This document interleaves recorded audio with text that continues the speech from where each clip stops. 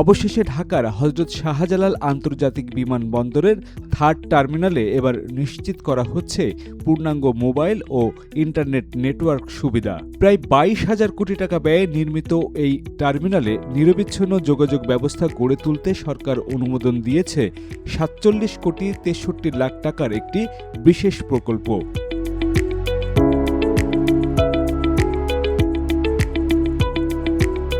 আধুনিক আন্তর্জাতিক বিমানবন্দরের অন্যতম গুরুত্বপূর্ণ সেবা হল শক্তিশালী ইনডোর মোবাইল নেটওয়ার্ক। কিন্তু থার্ড টার্মিনালের বিশাল কংক্রিট কাঠামো, বিশেষ ধরনের ইনসুলেটেড কাচ এবং স্টিল স্ট্রাকচারের কারণে সাধারণ মোবাইল সিগন্যাল সহজে প্রবেশ করতে পারে না। ফলে আলাদা ইনডোর টেলিকমিউনিকেশন অবকাঠামো নির্মাণের প্রয়োজনীয়তা দেখা দেয়।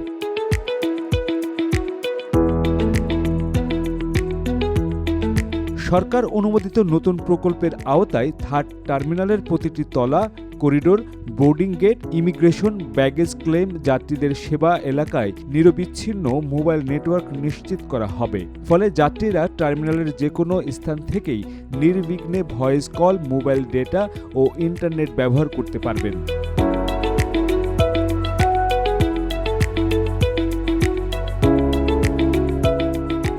বর্তমানে হযরত শাহজালাল আন্তর্জাতিক বিমানবন্দর দিয়ে বছরে প্রায় 1.25 কোটি যাত্রী যাতায়াত করে।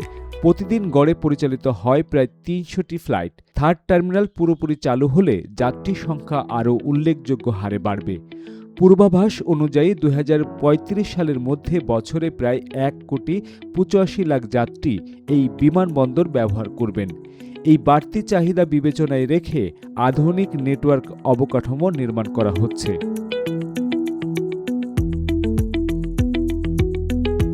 প্রকল্পের আওতায় টার্মিনালটিতে স্থাপন করা হবে 700টি স্মল সেল ভিত্তিক অ্যাক্টিভ ডিস্ট্রিবিউশন অ্যান্টেনা সিস্টেম। এই প্রযুক্তির মাধ্যমে পুরো ভবনের প্রতিটি অংশে সমানভাবে মোবাইল সিগন্যাল পৌঁছে দেওয়া সম্ভব হবে।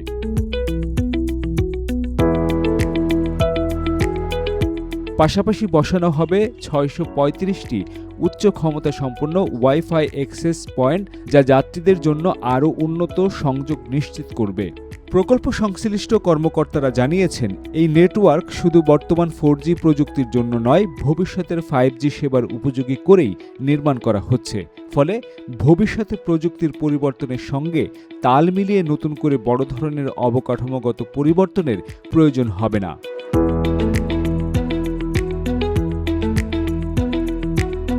তবে এই প্রকল্প বাস্তবায়নের পথ সহজ ছিল না।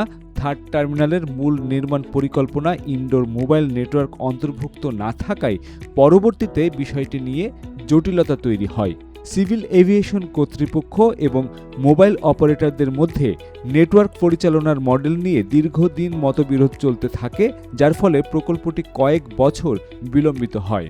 শেষ পর্যন্ত সরকার নিজস্ব অর্থায়নে 47 কোটি 63 লাখ টাকার একটি প্রকল্প অনুমোদন দিয়েছে।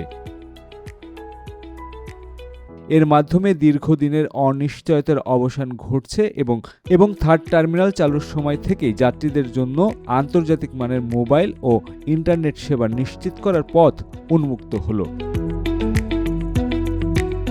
বিশেষজ্ঞদের মতে আধুনিক অবকাঠামোর পাশাপাশি নিরবিচ্ছিন্ন ডিজিটাল সংযোগ এখন আন্তর্জাতিক বিমানবন্দরের অপরিহার্য অংশ। তাই থার্ড টার্মিনালে এই নেটওয়ার্ক ব্যবস্থা চালু হলে যাত্রী সেবার মান আরও উন্নত হবে এবং বাংলাদেশের এভিয়েশন খাত আন্তর্জাতিক মানের আরও এক ধাপ এগিয়ে যাবে।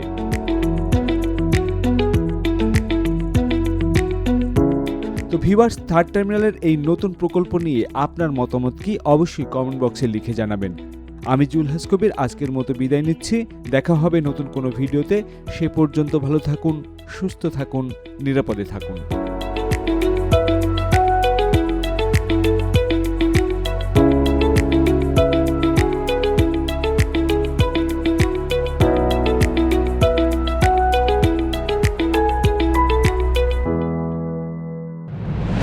From the runway to the skies, this is where our aviation story begins.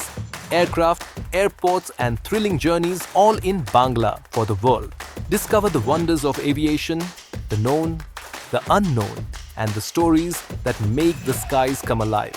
And salute to Bangladesh's remittance warriors, our heroes abroad keeping the nation moving forward.